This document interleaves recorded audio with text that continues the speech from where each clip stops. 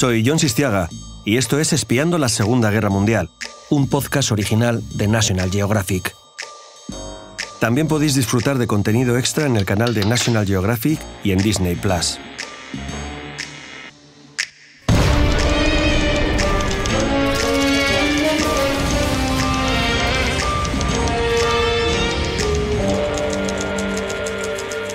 Hoy vamos a espiar, vamos a investigar cómo hubiera cambiado el mundo si Hitler hubiera sido admitido en la Academia de Bellas Artes.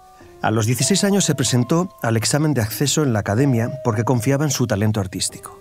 Sin embargo, no fue admitido. Trató de ser un artista profesional, pero como no lo consiguió, su frustración le llevó a la idea, también frustrada, de crear un supermuseo, el Museo del Führer. Quizá, si se hubiera dedicado a las bellas artes, el mundo hubiera sido distinto. Hablaremos del que se dice ha sido el expolio más brutal del arte en toda la historia, el de obras de arte durante la Segunda Guerra Mundial. Se cumplen 76 años del conflicto y todavía siguen abiertos procesos judiciales sobre el expolio nazi. El tema está tan vigente que en marzo del 2020 el Museo de Pontevedra recibió una llamada desde Polonia. Se le reclamaban 2 obras expoliadas por los nazis a una familia polaca. Hace 7 años, la Fiscalía de Múnich declaró haber encontrado más de 1.400 obras de arte de artistas de la talla de Picasso o de Matisse. David Alegre, bienvenido.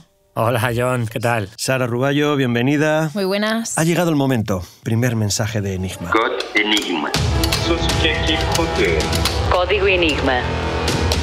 Estaba convencido de que aprobar el examen sería un juego de niños. Estaba tan convencido de que aprobaría que cuando recibí el suspenso fue como si cayera sobre mí un rayo del cielo.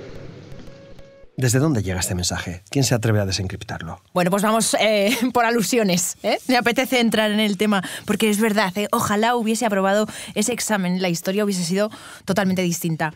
En 1904 Hitler era un adolescente, como muy bien has dicho, de 16 años y también un pésimo estudiante. Por lo visto solamente le gustaba la historia y el dibujo, que eran las 2 únicas asignaturas que aprobaba con soltura. El resto, fracaso escolar.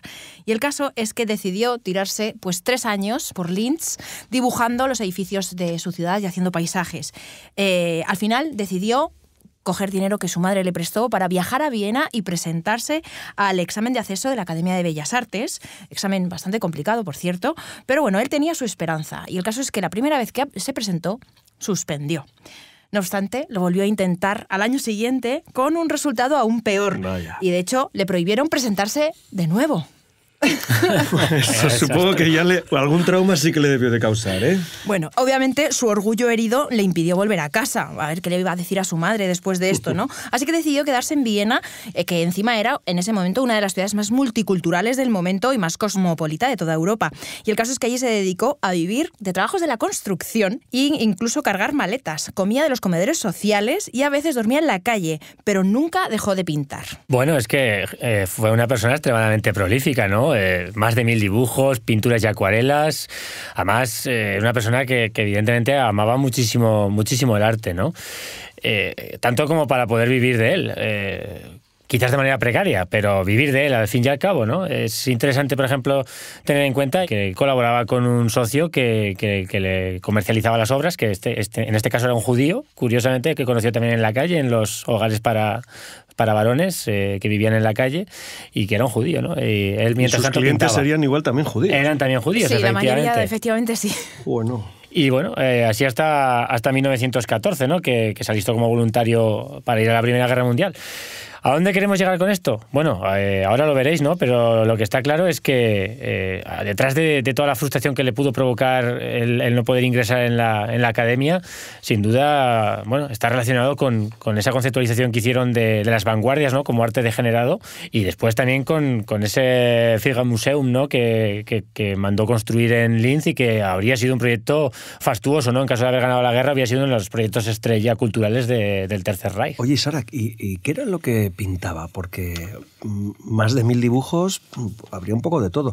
Confieso que este espionaje de hoy me está sorprendiendo bastante. Una faceta de Hitler que yo prácticamente desconocía, ¿eh? Bueno, pues especialmente se dedicaba a pintar paisajes, arquitecturas y, por supuesto, animales, porque le encantaban los animales, en concreto los perros, los perretes y algunas flores. Jamás se interesó realmente ni por la figura humana ni por el retrato, y de ahí es muy probable que por eso pues suspendiese el examen, ¿no? Porque la prueba de anatomía es bastante dura.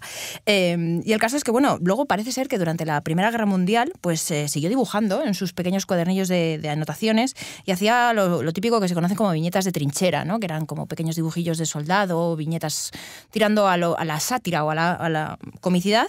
Pero bueno, alguno, digo yo, que entre todos los 1000 dibujos alguno habría bueno. De hecho, tenía efectivamente algún comerciante, ¿no? Que le compraba algo. Si pintaba tanto paisaje y tanta casa, tanta trinchera, si pintaba arquitecturas, ¿por qué no se metió a arquitectura? De hecho, es una de las propuestas que le hicieron en la Academia de Bellas Artes, ¿no? Lo que pasa es que es algo que no se llegó ni a plantear porque ni tan siquiera estaba graduado, no había conseguido el graduado escolar. Pero lo que sí que está claro es que Hitler es una figura que jugó a ser una especie de dios, ¿no? Tanto en el mundo del arte como de la arquitectura. Hay algo en él de querer transformar el mundo, ¿no? Tanto a través de la destrucción que provocó con la guerra como a través de las ciudades alemanas que imaginó, ¿no? Reconstruidas, esa inmensa capital de Berlín, la nueva capital de Berlín que se planteó reconstruir a través de los grandes diseños de Albert Speer. Y luego, obviamente, todo el arte vanguardista que se vendió sirvió como financiación, tanto para comprar más arte clásico, que era lo que querían los alemanes, como para financiar pues a la propia maquinaria de guerra nazi, ¿no? ¿Tiene que ver entonces esta idea suya o esta afición suya a dibujar tanto con esa explosión visual, artística, que hay que reconocer que los nazis, al menos hasta el inicio de la guerra, en la que ya tenían otras cosas más complicadas en las que trabajar, de verdad fueron maestros? Hitler, como buen amante del arte y conocedor del mismo, pues obviamente tenía muy claro que a lo largo de toda la historia el arte no solamente es reflejo de nuestra sociedad, sino que también es un aparato de marketing maravilloso, sino que se lo pregunten a la Iglesia y a los grandes reyes, que han puesto el arte siempre al servicio de las mejores campañas publicitarias, encima bonitas. Entonces, pues obviamente lo sabía y lo que hizo fue una selección súper depurada y súper concienzuda de qué estética visual quería para su proyecto, y de hecho se codeó, como hacen las grandes mentes, para bien o para mal, pero las grandes mentes se codeó de los mejores cineastas, fotógrafos, diseñadores, modistas incluso, que ya hablaremos, y demás. Entonces, para que estuviesen a su servicio, creando todo un aparato visual perfectamente engranado, ¿no? y que llamase muchísimo la atención a un público que se quedase absolutamente absorto viendo todo tan limpio y tan depurado, ¿no? Estás hablando de Riefenstahl, de Albert Speer. Sí, de Hugo Boss. De Hugo Boss. Precisamente a raíz de eso que comentas ahora, bueno, las películas de Leni Riefenstahl, justamente El triunfo de la voluntad o Olimpia, ¿no? Que refleja un poco lo que fueron las Olimpiadas del 36, una gran puesta en escena del poder nazi, ¿no? Bueno, ese triunfo de la voluntad, ¿cómo comienza? Sino con un avión, que es el avión de Hitler, descendiendo en Nuremberg. Es como el dios venido de los cielos que baja a la tierra a traer el mensaje a los mortales, ¿no? A traer la luz. Es toda una puesta en escena, es lo que dices tú, o sea, es decir, es conocer muy bien el influjo del poder sobre la sociedad, del arte sobre la sociedad. Esto lo tiene clarísimo. Es que lo tiene clarísimo y lo hace súper bien. Por cierto, me ha gustado que nombres a Leni, porque es una mujer cineasta en este momento, y yo siempre quiero hacer como la puntillita de, oye, era mujer. La pregunta que siempre se ha hecho es si Leni era realmente una nazi o no. Ella tampoco nunca lo aclaró. Lo que sí que está claro es que no solo fue una gran cineasta, sino una gran artista que hasta los últimos años de su vida estuvo haciendo fotografías y dibujos. Era una fuera de serie. Una de las grandes preguntas es, claro, si tú eres artista y te dan todos esos medios... Claro, dices encima mujer, que lo tienes muy complicado mujer, para llegar ahí. Y es el año 36, claro, sí. A vista ahora de 80 años después sí podemos decir, joder, la que liaste, ¿no? Sí. La que se lió. Pero en el 36, cuando te dicen, se van a organizar unos Juegos Olímpicos. Ya. que alguien tendrá que ponerle un poco de imagen a todo esto, ¿no? Cuando incluso el arte era casi disciplina olímpica, ¿no? No, casi no, lo era. Efectivamente era una disciplina olímpica desde el año 1912 al 48. Es una súper curiosidad que muy poca gente conoce y efectivamente era una disciplina olímpica en la que se participaba además en 5 disciplinas concretas. Obviamente la obra resultante tenía que ser relacionada con el deporte, que además va muy a colación de la estética nazi que buscaban, ¿no? Esa idea de ese héroe ario, fuerte, con la musculatura limpia y depurada, ¿no? Todo muy pulido, y buscaban siempre eso, que fuesen sanitariamente potentes, ¿no? Que tuviesen una salud de hierro y que todo eso se tenía que reflejar efectivamente en el deporte. O sea, se tuvo que venir muy arriba cuando en 1936 se celebraron precisamente los Juegos Olímpicos en Berlín y el arte formaba todavía disciplina olímpica. La verdad es que Joseph Goebbels se rodeó de un equipazo de gente, ¿no? Leni Riefenstahl, Albert Speer, Hugo Boss para los diseños de los trajes, de los uniformes, ¿no? Sí, bueno, a ver, yo creo que el éxito de esta gente que trabajó para el nazismo fue tal que la imagen que tenemos actualmente muchas veces de Alemania como algo eficiente, limpio, puro, algo poderoso, viene de aquí. Sí. Exactamente. Claro. ¿Hasta qué punto esos mitos creados por estos artistas determinan nuestra visión actual de lo que fue la Alemania nazi y de lo que es Alemania en general? Vamos a seguir profundizando en más temas del arte durante la Segunda Guerra Mundial. Enigma Code. Rätselkode. Es innegable que a Hitler le gustaba el arte y que se había convertido en una espinita que acrecentaba su frustración al ver los nuevos derroteros que el mundo del arte estaba tomando, alejándose cada vez más del arte canónico, academicista. Para él y sus secuaces nazis, el único arte posible era aquel que llamaban arte heroico, que era figurativo, canónico, simple en comparación con el arte de vanguardia del momento, arte que despreciaron hasta tal punto que lo llamaron arte degenerado, un arte no alemán. Y por tanto lo prohibieron en todo el territorio alemán por sus supuestas connotaciones e influencias bolcheviques y judías. Todos los artistas catalogados como degenerados no solo fueron expulsados y sus obras requisadas y quemadas, también tuvieron sanciones, fueron despedidos de sus puestos de docentes, se les prohibió exhibir, se les prohibió vender su arte y en algunos casos se les prohibió incluso producir obras de arte. Nazo Code. Enigma Code. Code Zagadki. Las obras de arte que no pueden ser entendidas por sí mismas y necesitan de un pretencioso libro de instrucciones para justificar su existencia, nunca más llegarán al pueblo alemán. Venga, vamos a desencriptar este tema. ¿De qué estamos hablando, Sara? Pues estamos hablando precisamente justo todo lo contrario, ¿no? De ese arte que ellos no consideraban alemán, incluso aunque viniese de manos de artistas alemanes. El caso es que todo el arte de vanguardia, de hecho, Hitler se sabe que compartió academia con más de uno de estos artistas, que claro, en cuanto tuvo el poder, no dudó en vengarse, ¿no? En plan de tú has aprobado y yo no aprobé. Así que bueno... ¿Te vas a enterar? Sí, y se enteraron bien, sí. Lo interesante es que el arte lo usó para enriquecer las arcas, como vamos a ver después, pero sobre todo también para hacer una campaña de propaganda. Bien para subirse ellos y bien para bajar todo lo que no era como ellos, ¿vale? Incluido lo que es el arte que no les gustaba, o sea, lo que no consideraban arte era arte degenerado, y después hicieron ese famoso gran arte alemán, ¿no? O sea, hicieron una contraposición muy evidente con 2 grandísimas exposiciones de tan solo un día de diferencia, una cada una. Fíjate que le podían haber llamado, no sé, arte feo. Sí. No sé. El no arte. No arte. Arte anti, no sé, contrarrevolucionario o antipueblo, no sé. Sí. Pero arte degenerado. Claro. Estás metiendo una serie de matices ya en el que cualquiera que lo pinte o lo compre o diga que le gusta, ya es un degenerado con todas las connotaciones que entonces no se tienen quizás, pero que sabiendo que luego se llevaban a las cámaras de gas a determinados tipo de gente, ya se están sentando unas ciertas bases, ¿no?, de que hay seres humanos que son prescindibles, ¿no? Eliminables, los degenerados, ¿no? Por un lado, lo que querían hacer con estas 2 exposiciones era efectivamente hacer una propaganda de contraste, es decir, El arte gran bueno alemán, por un lado, y por otro lado, lo que no tienes que hacer. Lo curioso fue que es que encima vieron el éxito de la propia exhibición del arte degenerado, que fue una exhibición rotativa durante varios años por Alemania y por varios países, y por supuesto llegó un momento en el que dijeron, oye, que aquí hay arte del que podemos sacar dinerito. O sea, lo estaban ridiculizando, ¿no? Pero se dieron cuenta del potencial que tenía, obviamente. Algún Picasso quemaron, pero también se dieron cuenta que podían venderlo y así ganar dinero. Y entonces eso es lo que hicieron. Sí, que tontos no eran. No, ni un pelo, ni un pelo.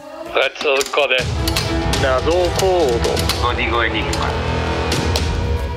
Respecto a los artistas degenerados, les prohíbo someter al pueblo a sus experiencias. Si de verdad ven los campos azules, están dementes y deberían estar en un manicomio. Si solo fingen que los ven azules, son criminales y deberían ir a prisión. Purgaré a la nación de su influencia y no permitiré que nadie participe en su corrupción. El día del castigo está por venir. Madre mía, qué miedo escuchar a Hitler diciendo esto como para comprarte un cuadro degenerado, ¿no? Según tu Führer, ¿no? Sí, pero lo gracioso es que hay un dato clave. Es que en junio de 1938, mientras que la exposición de arte degenerado estaba paseándose por Berlín, el mariscal Göring hizo la petición de subastar este arte degenerado. De hecho, Theodor Fischer se encargó de organizar esta gran subasta en el Gran Hotel Nacional de Lucerna, donde se recaudaron un total de $115.000 vendiendo obras de los mejores artistas alemanes del momento, por supuesto degenerados, y también había obras de Van Gogh, Gauguin, Picasso, Modigliani o Chagall. Que todos sabemos que eran unos degenerados. Todos eran unos degenerados, sin duda alguna. No podías tener eso en tu casa. El caso es que, sin embargo, en marzo de 1939, los nazis ya estaban bastante cansados de escuchar hablar por todos los lados del arte degenerado y del interés que suscitaban, ¿no? Y entonces decidieron ya quemar lo que les quedaban, que eran 4.000 cuadros en una inmensa hoguera situada en Berlín. ¿Se quemaron todas las obras? ¿Se acabó con todas las obras? Es muy difícil de saber, ciertamente. En cualquier caso, fíjate, por ejemplo, hubo auténticos coleccionistas compulsivos entre los que participaron en el expolio. Uno de ellos fue Hermann Göring, que acabamos de hablar de él. Hermann Göring era el destinado a suceder a Hitler, si Hitler hubiera muerto en mitad de la guerra, ¿no?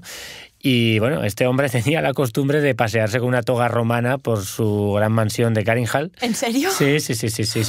Bueno, el hombre había perdido un poco la cabeza porque era morfinómano, tomaba mucha morfina por unas heridas que había tenido en la Primera Guerra Mundial. Y cada uno tiene sus filias, ¿eh? Exactamente. Y le gustaba pasearse por allí como si fuera pues, un romano contemplando las obras de arte que le había acaparado. Y justamente, claro, obviamente cada individuo es de una manera, ¿no? Y Hermann Göring era uno de los jerarcas nazis con una mentalidad mesa abierta hacia el arte y parece que sí que tenía bastante deferencia, por ejemplo, por el impresionismo francés, por ejemplo, ¿no? Pero que en general solía utilizar ese arte de vanguardias, o no clásico ya, para adquirir obras renacentistas o obras del gótico, por ejemplo, que eran sus favoritas, ¿no? Entonces, bueno, vieron que era posible hacer transacciones de unas obras por otras y ese recurso lo utilizaron de manera muy recurrente. ¿Sabéis que gran parte de esas obras de aquella exposición acabaron posteriormente, muchos años después, en el MoMA de Nueva York? Sí, una gran parte de su colección. Oye, ¿y qué artistas se incluyeron en esta exposición? Pues entre los más conocidos están Paul Klee, Vasily Kandinsky, Oskar Kokoschka, Max Beckmann y bueno, varios artistas alemanes, ¿no? Incluso Emil Nolde, que había sido uno de los pintores favoritos de Joseph Goebbels, el ministro de propaganda del Reich, tan famoso, ¿no? Propaganda e iluminación del pueblo. Sí, o ilustración, sí, Volkserklärung. Que luego, obviamente, pues bueno, fue cambiando de gusto porque no le quedó más remedio que adaptarse a la manera de ver el mundo de su jefe, ¿no? De Hitler en este caso. Da la sensación, ¿no?, de que Hitler cogió gustillo a esto del comisariado, como has dicho antes, ¿no? O sea, con sus dos primeras exposiciones, la del arte bueno y el arte malo.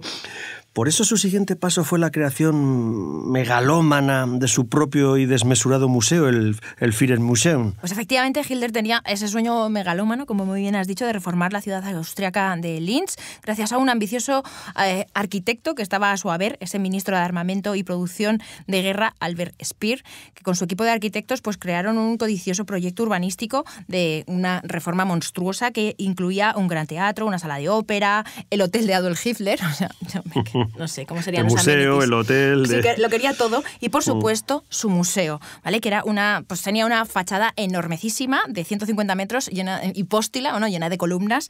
Y bueno, todo rodeado, por supuesto, de bulevares y jardines y una gran explanada para hacer actos multitudinarios. Bueno, y no solo Linz, ¿no? También Berlín. Berlín tenía que cambiar completamente su fisonomía de los pies a la cabeza. Era poner una ciudad patas arriba. Cambiaba el urbanismo completamente. Totalmente. O sea, incluso, bueno, los ingenieros y arquitectos sensatos han dicho que la ciudad realmente era inviable, tal cual se había concebido. Era una ciudad que debía escenificar y proyectar el poder de la Alemania nazi ante el mundo, ¿no? Es decir, cualquiera que llegara allí tenía que quedarse deslumbrado. Una gran avenida de la Victoria, donde serían los grandes desfiles del régimen, con podios en los laterales donde se expondrían el armamento capturado al enemigo en el curso de la guerra, y al final el Arco del Triunfo, por supuesto, ¿no? Con todos los caídos, con el nombre de todos los caídos en el interior, porque era un Arco del Triunfo que tenía, bueno, hablo de memoria, pero creo que unas 8 veces el tamaño del de París. Os podéis imaginar qué monstruosidad, ¿no? Oye, ¿qué tipo de arte se llevaban? Y sobre todo, ¿lo compraban?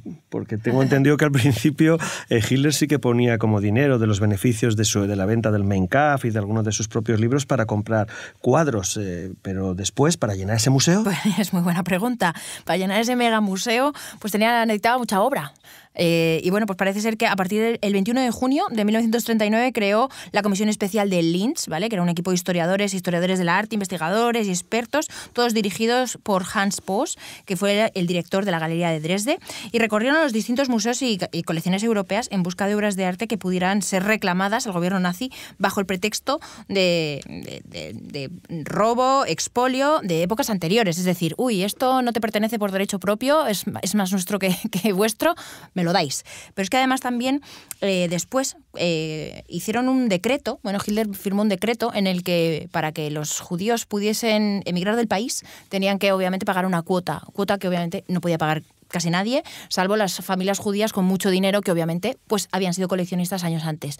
Entonces daban en pago esas colecciones, pero sin tasación alguna. O sea, el rollo de la familia daba esa colección a ciegas, se quedaban con esas colecciones y entonces las fotografiaban y las catalogaban, le mandaban el catálogo a Hitler y él elegía qué sí y qué no se llevaba a su gran museo, y lo que no se lo vendían los comisarios estos a precio infladísimo a los amigos de Hitler, que no tenían ni idea de arte, por supuesto, pero que también querían una colección, porque eso dignificaba. Claro.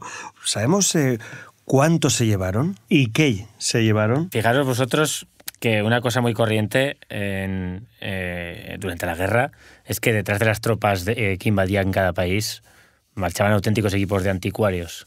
Claro, los pasantes y anticuarios que estaban en los lugares a donde llegaban los alemanes, por ejemplo, pues en Ucrania o en Bielorrusia o en Polonia, sabían el valor que tenía aquello que atesoraban. Entonces lo guardaban, lo escondían, negociaban por ello, sobre todo si eran judíos, para intentar salvar la vida gracias a eso, gracias a tener esos recursos en su mano. Entonces se dieron tratos de todo tipo, y hubo gente que hizo auténticas fortunas con estos tratos. Pero ahí parece que se solapan como dos dinámicas, ¿no? Una cosa es la creación de este museo, ¿no? En junio del 39 hay que conseguir obra para el Museo del Führer, y ya una vez iniciada la guerra y con un montón de frentes en lugares donde hay mucha obra, Italia, Bélgica, Holanda, Francia y luego el este, parece que la dinámica ya fue otra, ya era conseguir obras y que no iban directamente a ese museo del Führer, sino directamente a las casas de los propios dirigentes nazis, ¿no? Que ya se les había olvidado lo que era el arte degenerado y les gustaba, ¿no? Sí, y además también a esconderlas. A esconderlas, claro, como una especie de seguro, por si acaso. Las escondían para precisamente en el momento en el que acabase la guerra. Precisamente lo guardaban en las famosas minas de sal y de cobre para tenerlas perfectamente más. Bueno, hoy en día los conservadores nos llevaremos las manos a la cabeza, pero sí que es verdad que las tenían bastante bien almacenadas y catalogadas e inventariadas, ¿vale? Entonces, bueno, de ahí de alguna manera que se salvasen muchas cosas. ¿Estamos hablando de almacenes o estamos hablando de escondites? Bueno, entre los múltiples escondites y almacenes, los Monuments Men and Women Museum encontraron un enorme depósito en una mina de sal, ¿no? En Altaussee, en Austria. ¿Perdón? Sí, ¿no? Te estoy hablando de más de 6.500 cuadros, de 2.300 dibujos, acuarelas, además de una ingente cantidad de esculturas y tapices, ¿no? O sea, es algo increíble. Pero simplemente porque era un sitio que está recóndito, no sé, que tenía muchas galerías, que era imposible de encontrar, o porque creían que la sal... No creo que quisieran que la sal conservaba aquello, ¿no? Realmente, todo lo contrario, ¿no? Meter las obras bajo tierra no deja de estar bien pensado, ¿vale? Porque en un momento dado, pues lo primero que efectivamente era un sitio muy especial en Austria, o sea, lejos bastante del conflicto central que era, pues eso, Alemania-Berlín, y entonces además encontraron una mina de sal que tenía 138 túneles con mogollón de kilómetros, y además lo mejor de todo es que unas condiciones climatológicas o climáticas muy estables, o sea, las obras allí no sufrirían grandes cambios de temperatura ni de humedad, que son súper fundamentales para conservar las obras. Pero lo mejor de todo es que estaban acompañadas de bombas. Porque eran así de majos. Todas las obras estaban almacenadas con un montón de bombas porque tenían un plan en el momento en el que, si de repente se veían que iban a perder la guerra, explosionarían todas las galerías, dinamitarían las obras de arte, porque si no eran para ellos no iban a ser para nadie. Bueno, ya hay una palabra, ¿no?, para hablar de esto, memoricidio, ¿no? Es la destrucción de bienes culturales que no tienen ninguna justificación militar y con la única intención de hacer desaparecer el legado, ¿no?, de culturas, de personas, de sociedades. A mí esto es algo que particularmente me duele mucho porque he visto varios memoricidios, ¿no? He visto los budas de Bamiyan destruidos por los talibanes, he estado viendo cómo se esquilmaba el Museo de Bagdad en directo, he visto cómo se han destruido los moravitos en Tombuctú, o algo todavía más duro, ¿no? La destrucción, por ejemplo, de mezquitas en Kosovo, o de las sinagogas que llevaron a cabo también los propios nazis, ¿no? No solo estás destruyendo un edificio que a lo mejor tiene 600 años, 400, 300, no sé, 500, me da igual, sino que además destruyes a toda una generación. Cuando destruyes una sinagoga, una mezquita o una iglesia, destruyes todas las partidas bautismales. Igual que esos familiares de judíos expoliados no pueden demostrar que una obra de arte pertenecía a su bisabuelo, hay mucha gente en el mundo que no puede demostrar dónde nació. Claro. Porque si has destruido la partida bautismal que queda guardada en ese lugar, y además destruyes los archivos de esa misma ciudad, ya no eres nadie. Es que el arte es nuestra identidad, y si te lo quitan o te lo destruyen, pues están acabando con tu propia identidad. Vamos a seguir hablando de arte desde otro lado. Vamos. Code Zagatsky. Código Enigma. Me refiero a continuación a los montones de volúmenes encuadernados en piel, algunos de los cuales están aquí, a los que se refiere el juez en su declaración de apertura. Estos 39 volúmenes que tengo delante de mí contienen fotografías de obras de arte guardados por Einstein-Stoff y nuestros volúmenes que fueron preparados por miembros del personal de Rosenberg.